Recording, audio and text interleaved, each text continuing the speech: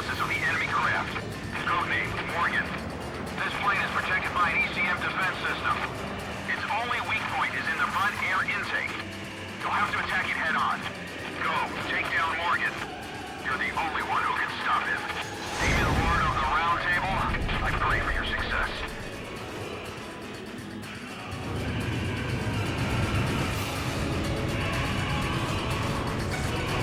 You and I are opposite sides of the same coin. B2 re-entry in 4 minutes. When we face each other, we can finally see our true selves. There may be resemblance, but we never face the same direction.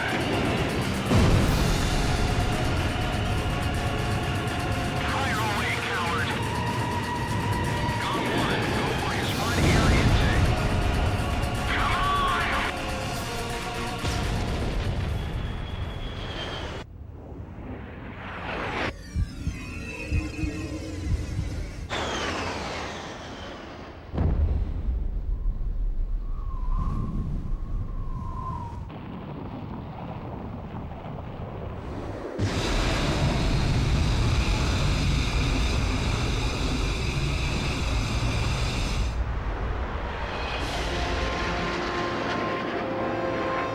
Mission accomplished, Cypher. Come on, let's go back home. You wouldn't want to keep anyone waiting for you.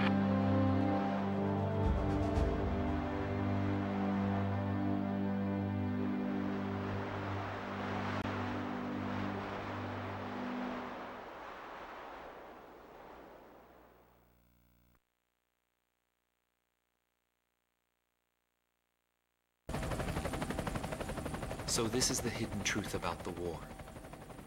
And this is where his trail ends as well.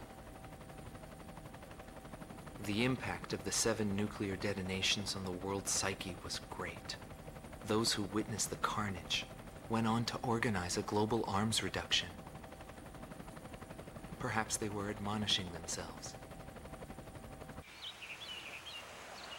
Furthermore, the existence of V2 was concealed.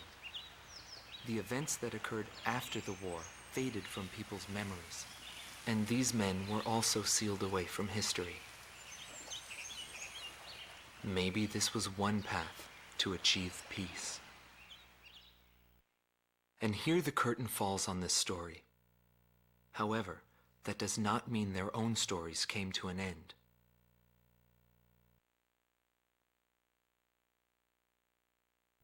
A nation is comprised of the individuals who live in its borders. It can only become a nation when it is supported by those individuals. But mercenaries who cross lines in allegiance for money have no country to protect. They only fight for their own power and fame. But if that was the case, then why did I lose to him? Maybe not having the burden of a nation allows you to fly faster.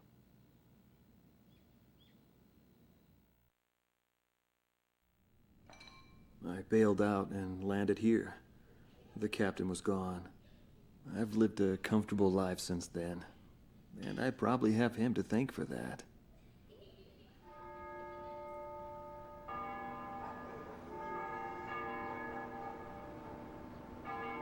They ring the bells here at dusk to honor the liberation of the capital. It signals peace, but to me, they are the sounds of death.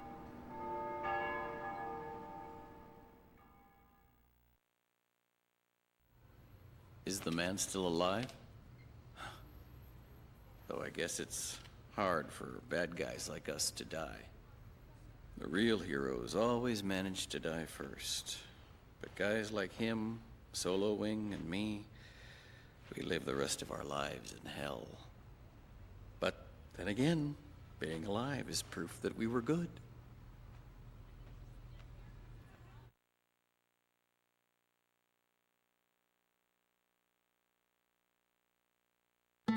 Marcela Vasquez, the Espada Team's #2 and former member of the Sapan Air Force, 9th Air and Land Division, 11th Tactical Fighter Squadron. She is thought to be a survivor of the coup d'etat squadron. She currently earns a living as a dancer.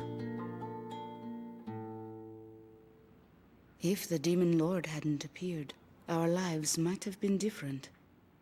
For me, it wasn't about flying or ideals. Most of all, it was about him, my flight lead. Our mission was to escort the heavy command cruiser that was to act as transportation for the organization. And the Demon Lord appeared, as if to block our path. I will never forget his overwhelming power. One by one, my comrades were shot down, and then the mother bird we were supposed to protect. I returned alive from that battlefield, and I returned to this city where I grew up. I left the organization too. I never went back to the sky again. There's no meaning there now that he's gone. He died in that fight.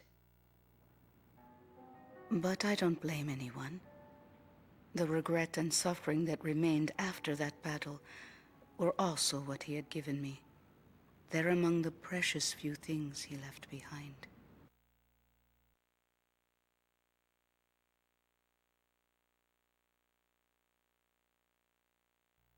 Anthony Palmer, former lieutenant of the Ocean Air Defense Force, 8th Air Division, 32nd Tactical Fighter Squadron.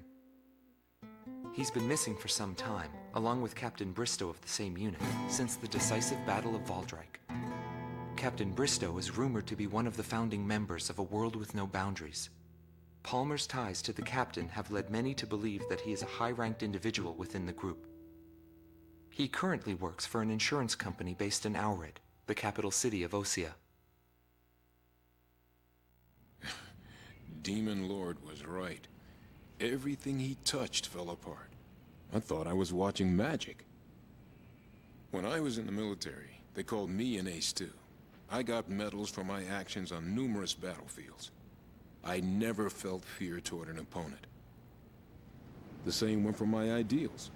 I wasn't afraid to take on even an entire country. But when I was fighting him, something felt different. At first, I didn't know what it was. It wasn't until I noticed my hands shaking on the flight stick that I realized. It was fear. It's embarrassing, but once I felt that, I couldn't fly anymore. I felt guilt toward my companions at the time. There's always a war somewhere, and I'm sure he's on some battlefield somewhere fighting even now. He'll always have a place to live.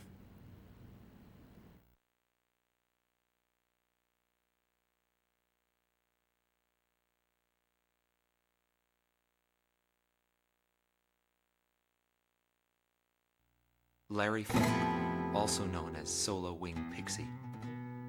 GALM Team's number 2, and member of the Ustio Air Force, 6th Air Division, 66th Air Force Unit. That's right. This man was his buddy, and his enemy. I should have died that day, but I didn't. I dragged my wounded body and reached ground zero of the nuclear detonations. A barren, empty land. I felt an unbearable sadness when I witnessed that landscape. There were still people living there. They were the ones that saved me. It may be true that the world has no need of borders, but would getting rid of them really change anything? The world won't change for the better unless we trust people. Trust is vital in a peaceful world. But that will never happen. I'm still on the battlefield. Right now I'm near a border. I want to see for myself what borders really mean, and what their volition really is. I may not find what I'm looking for, but I still want to try. Anyway, that's what I've come to believe, and I think that's enough.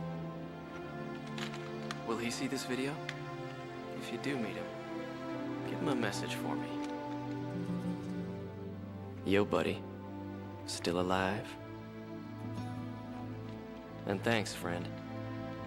See you again.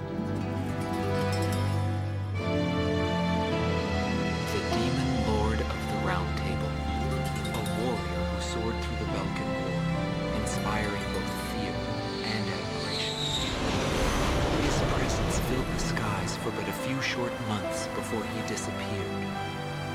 Apart from that, nothing is known about him. I was never able to find out what kind of a person he really was. But whenever they talked about him, they always had a slight smile on their faces. That, perhaps, may be my answer.